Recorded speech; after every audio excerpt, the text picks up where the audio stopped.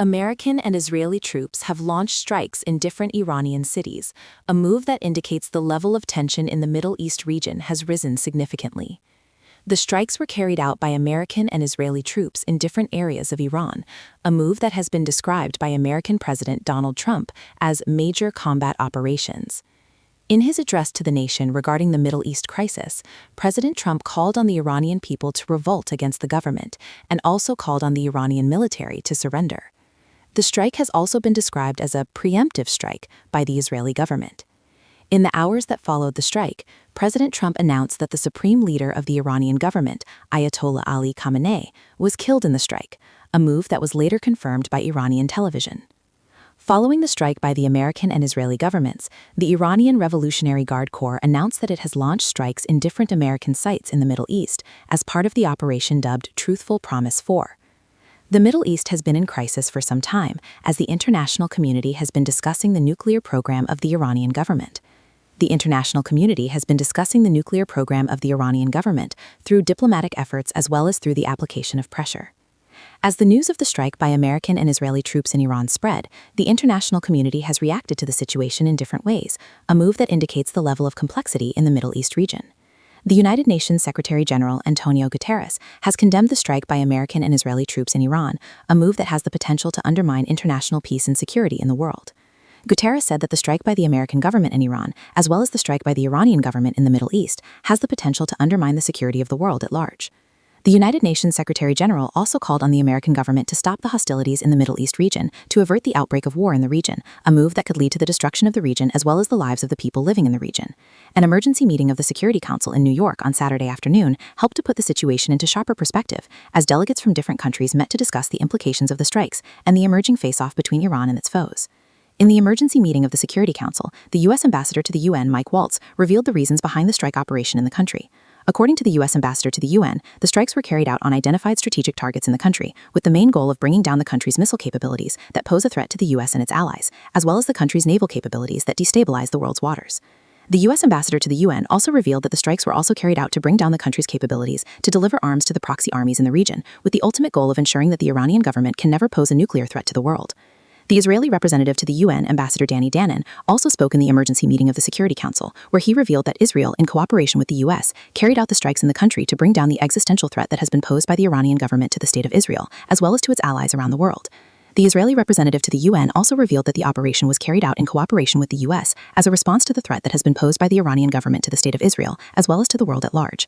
The Israeli representative to the UN also revealed that the operation was carried out to bring down the existential threat that has been posed by the Iranian government to the state of Israel, as well as to the world at large, noting that the Iranian government has in the past called for the destruction of the state of Israel, as well as the US, noting that Israel has taken the rhetoric of the Iranian government seriously.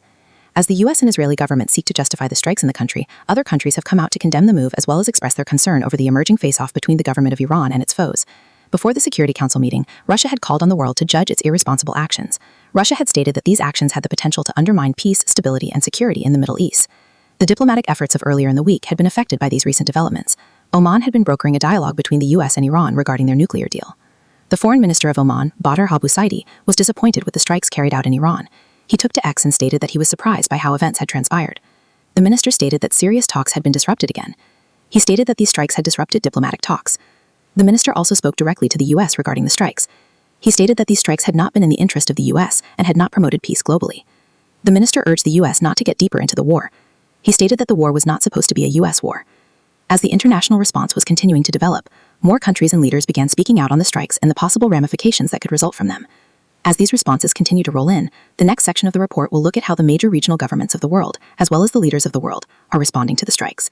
After the strikes that took place on Iranian land courtesy of the United States and Israel, the Iranian government condemned the action as illegal. In response to the strikes, the foreign minister of Iran, Mr. Abbas Araghchi, released a statement condemning the action taken by the United States and Israel.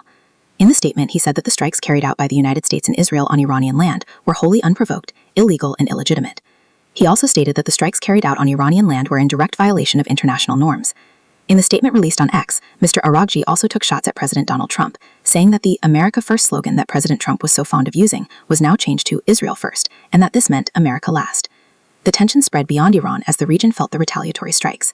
According to reports based on how governments responded to the situation, it is clear that Iran carried out retaliatory strikes in other countries in the region. The situation in Saudi Arabia was clear regarding how it responded to the situation in the region. The government condemned Iran's attacks in other countries in the region, including Bahrain, the UAE, Qatar, Jordan, and Kuwait. The attacks were described by the government as a blatant aggression. According to the statement by the Foreign Ministry in Saudi Arabia regarding the situation in the region, it was clear that the government was in full support of the countries affected by the attacks in Iran. The government expressed its solidarity with the brotherly countries affected by the attacks in Iran. The statement also made it clear that it was ready to mobilize all its capabilities to assist the countries affected by the attacks in whatever measures they saw fit to take in response to the situation in the region. As the situation continued to unfold in different parts of the world in response to the attacks in Iran, other countries in Europe were also involved in giving their opinions regarding the situation in the region. According to a joint message by Emmanuel Macron of France, Friedrich Merz of Germany, and Sir Keir Starmer of the UK, it was clear that the situation in Iran needed to be solved through dialogue. The message was posted on X by the German embassy in London and made it clear that France, Germany, and the UK had always called upon Iran to stop its nuclear and missile programs and to stop any activities that could destabilize peace in the region. The leaders also made it clear that appalling violence and repression were experienced in Iran. The leaders were clear that their countries were not involved in the military strikes in Iran led by the US and Israel. The leaders were clear that dialogue with other countries in the world, including the US, Israel, and other countries in the region, was important in addressing the situation in the region. In a joint statement, Macron, Merz, and Starmer each contributed their opinions on what direction Iran could be heading in politics, with a common theme that it is up to the Iranian people themselves to decide their direction. Additionally, British Prime Minister Sir Keir Starmer made his own comments on the situation and confirmed that there were indeed planes flying over the Middle East on that day. He noted that these planes were part of a collective effort by nations in the region to defend themselves against any potential threats and that they were meant to protect British citizens and interests. Prior to these comments, French President Emmanuel Macron made his own comments on the escalation of the situation and noted that it has serious implications for global peace and security. He noted that if such a situation were to spread, it could have negative implications for global peace and security.